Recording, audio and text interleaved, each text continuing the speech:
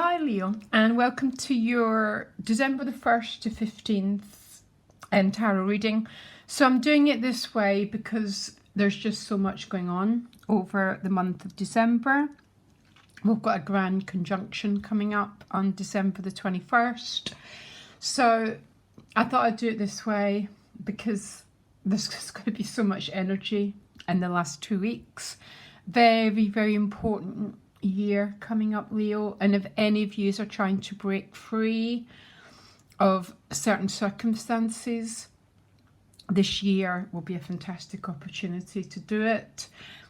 You need to know what houses it's transiting. The link to my website's below if you want a private reading, but if not, you can get your birth chart done for free, and you just look at wherever Saturn and Jupiter are transiting, and it tends to be where Uranus is on the cusp of that house. And then even get a solar return chart, and then you'll see you'll probably get 2 places where you're getting access to this sort of liberation. Now Saturn's the mountain and Jupiter is the top of the mountain, so I'm not even remotely saying there's not going to be some Saturn work involved, but you'll be able to access that top of the mountain with just a certain amount of effort. The doors are open. It's literally only going to be for a year, and not even the whole year. The first few months and the last few months of the year. For about 3 months, Jupiter goes into Pisces and then comes back into Aquarius. So there's maybe never been a more important year in everyone's life than this year. And I know that sounds really extreme, but for any of you who are trying to break out of a rut, this is it, guys. And after this year, next year is going to be increasingly difficult to break out. It's going to be all systems go. I bet you most of you have been feeling it already. I have and I haven't. And what you'll find, Leo, the energies are a bit odd, I have to tell you. And I will see what you get, but I'm just letting you know they're all a little bit odd. And it's almost like our gears have been put, the gears are getting set up. That's what it feels like. And that's why I thought, no way, I just can't. It's too overwhelming to do 12 readings. So I made this decision. So I'm doing a general normal reading, but I'm not doing what lies behind you. And then I can focus on some other things. So one more cut of the deck. Give me cards for Leo, please. So what you want is Temperance. This is a Sagittarius card, but it's about balance. It's she's swimming, so she's not drowning, keeping her head above water. Let me find out what. So the gift is a 10 of Wands, which means there's an old oppressive pattern about to end. The challenge is a 6 of Swords. In between worlds, not where you were, but not quite where you want to be yet. Relationships, you've got the 10 of Swords. Now don't worry about the 10 of Swords. I don't read it the way other people do. I will clarify it, but already, Leo, you've got 2 tens.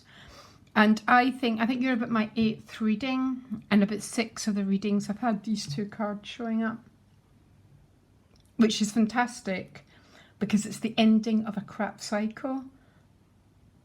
And then I think only 1 sign got the aces. Everyone else is getting these 10 signs. It's really weird. High Priestess and Money and Work. 2 of Cups at soul level. Then the Ace of Pentacles. See? You're in. Yeah. So now you can understand why I'm doing the readings the way that I am. 2 conclusions. These are conclusions of not very happy sets of circumstances. Yeah. So The fantastic news is they're now coming to an end, and you've got a brand new ace in your hand. You know what? See, as a reader, I'm not... and I'm definitely not a spiritual bypasser, but I love it. I just love it when it just shows up like that. It's almost like, oh my gosh, there's nothing left. I'm just can't wait for the cycle to end. And then the ace appears. And to tell the truth, it's very, very similar to most people's readings. So what you want is temperance. So temperance is either a Sagittarius you're dealing with, or, I mean, Sagittarius and Jupiter is a very, very expansive card. So you want to expand. It just comes right after the Death card. So sometimes the temperance card can feel quite vulnerable. But vulnerability is beautiful, guys. That, you know, that vulnerability, that willingness to be open-minded. Oh, yeah, because your two Lenormands, I didn't even read them. You got the dog and the child. I did it. Oh, you're my last. I'm going to switch off after this. The dog is about loyalty, and the child is a state of wonder. Absolutely beautiful card. That child always reminds me of the aces. This curiosity, this willingness to try out something new with an open mind. The dog is some sort of loyalty, some sort of commitment, which I think is maybe more about relationships. So yeah, what you want. So temperance is also my Buddha card. No extremities of behaviour, the middle way, keeping your head above water. The Ten of Wands is the ending of an oppressive cycle. So an oppressive cycle tends to be, you know, I mean, sometimes it shows up, you know, you're doing a job, but you're having to shove down your real self. Yeah, you're oppressing yourself. Sometimes we oppress ourselves. Sometimes it's our circumstances that oppress us. Sometimes we're just in a set of circumstances that feel like we're carrying these 10 wands. Now the good news, it's ending. And in a strange way, that's what temperance means, because it follows right after the Death card. Which means there's almost a feeling, Leo, of a desire to take some risks, to be vulnerable, to be open to opportunities. That's what this energy is about, and I'm so glad that Ten of Wands is coming to an end. I mean, Ten of Wands is basically feeling oppressed. The challenge is a Six of Swords, so in between worlds, guys. So not where you were, because where you were was the Five of Swords. Yeah, so quite a challenging state of mind, a challenging set of circumstances, can be an internal war, and you've left something behind. If it's not physical, it's an internal process. I find this card deeply, deeply protected, by the way. It's got Weeping Willow behind it, and Weeping Willow is a sign of protection. So feeling that there's an energy looking out for you. And I think the challenge already is the fact something's came to an end, but you're not quite in the ace yet. And here's the ace here. So I need to clarify what's going on in your relationships. See, I pair the Ten of Swords with the Fool card. The past is over. The past is over. And the desire to reach for a brand new start. So when we're not on the 10 of Swords, we're in the 9 or the 8. So we're projecting, and I'm not saying that difficult relationship dynamics don't happen, but we feel that we're in this mental prison. And then the Ten of Swords tends to operate with the Fool card for me. But let's see what's going on in Leo's relationships. Okay, you get the Three of Wands, which is waiting for something. What are you waiting for here? What is Leo waiting for? Are you waiting on loyalty? Are you waiting on evidence of loyalty with that dog?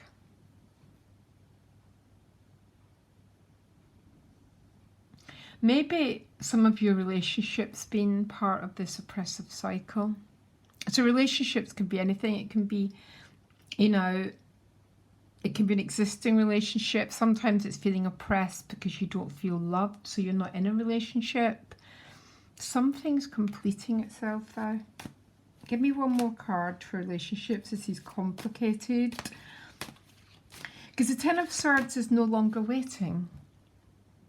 And that's why I pair it with a Fool card, because it's like, it's almost a leap of faith.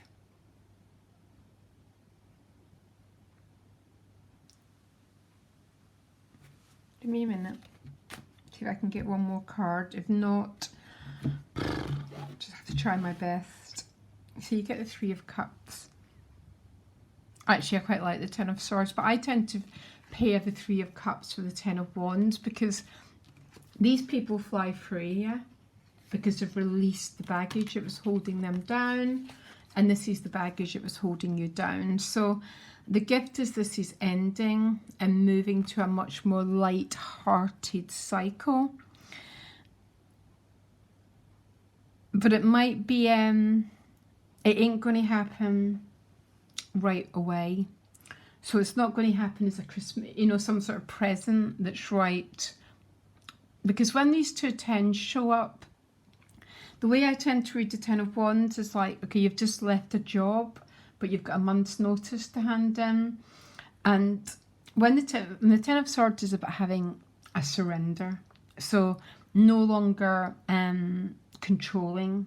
It's that state of my health comes first. So in that way, it's that sort of leap of faith, and it's that leap of faith that tends to move mountains, so to speak, or get a new pattern moving forward. But the Three of Wands there is a feeling that you're waiting on something. Maybe you're doing a lot of self-reflecting, Leo, because sometimes this guy is turning his back on the world. The Ten of Swords is as well.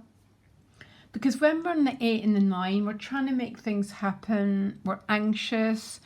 And the time we get to the 10 and the 3, there's almost this stop. I am falling into patterns that I don't want to fall into. I am getting myself stuck in my thinking. I don't like what's going on. So I'm going to stop everything. I'm going to switch off. I'm going to keep the focus on what my intentions are, what my aim is, and stop. It's like stop the cycle. I'm getting off it. And that's why I pair the Ten of Wands with the Three of Cups, because when we start to loosen our own internal oppression, things start to lighten up. God, complicated reading, guys. The High Priestess in your money and work. Doesn't seem to be that much going on here, but then it does come with a Death card, and what you want is Temperance. Some of you might be going through some sort of change of job. The Death card came second, so there's some sort of transition stage here, because the Six of Swords is about being in transition. And for some of you, that is a new job, look, or it's a new chapter, it's a new house, it's a new course of study, it's a new chapter evolving in your life. Because the High Priestess is quite often the Oracle as well. And then with the Death card and with these two tens, it feels like to me that there's definitely a chapter coming to an end here. And the reading would tell me that you're not quite in the place that you want to be in yet. And that is why I'm doing it this way. Two of Cups at a soul level. So whatever's going on in your relationships, it's not that there's anything bad going on here. Yeah? Because the Ten of Swords is the ending of a cycle. It's like, I don't know what the future holds, which is the Child card. But it ain't going to hold these patterns I've been getting myself into. So the pattern can be anything. States of, I don't know, states of control, states of codependency. And we just go, no, I'm not operating like this anymore. That's sort of what I pick up here. There looks like some sort of change on the work front possible, because you wouldn't be getting an ace if you didn't have the Death card, for one thing. And at soul level is the Two of Cups. So I'm not getting the ending of any relationship here. I'm more getting the end of a relationship cycle that has not been, that's not been very good. And for some of you, this is a brand new relationship. Yeah. And the Ten of Swords is about taking risks. It's about a brand new cycle in a relationship. And it's a complete decision about not going back to oppressive, stagnant patterns. Because all life is a set of patterns and a set of systems. And then we keep stepping into the same role, don't we? And even though we're going, oh, I'm not going to do that again, suddenly we find ourselves repeating and repeating and repeating. And this is about, I ain't doing that. I want something different. And not only do I want something different in relationships, it looks like there's some change on the financial front. Because you're ending in an ace. You're ending in two aces because the Ace of Swords is there. And look, I told you up here the Fool card with the Ten of Swords. The Fool card is a start codon, yeah. So the start codon is obviously a brand new start. December the 21st is where everything's moving into here. And the reason I pair the Ten of Swords with the Fool card, it's a refusal. It's like,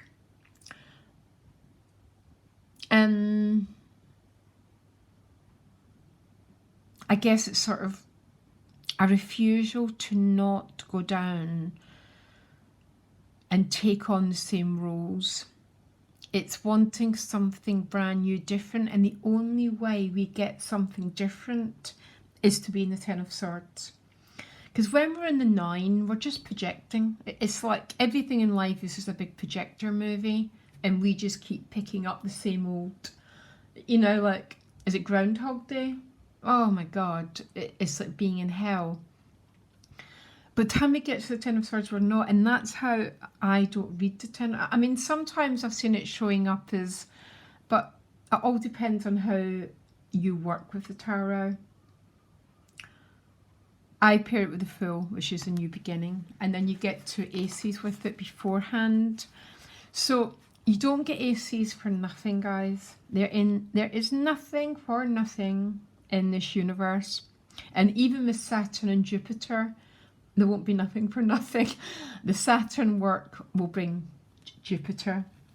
But because it's an Aquarius, I'm really hoping it's going to be light.